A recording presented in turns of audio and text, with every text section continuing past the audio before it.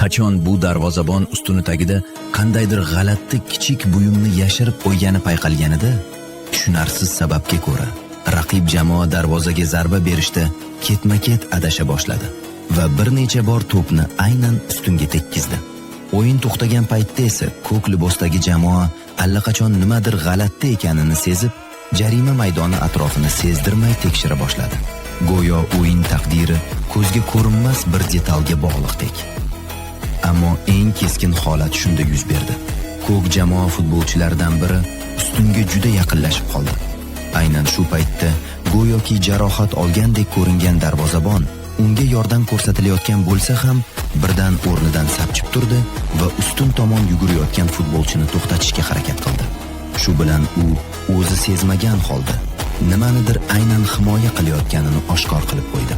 Keyingi hujumda esa o'sha buyumni payqagan futbolchi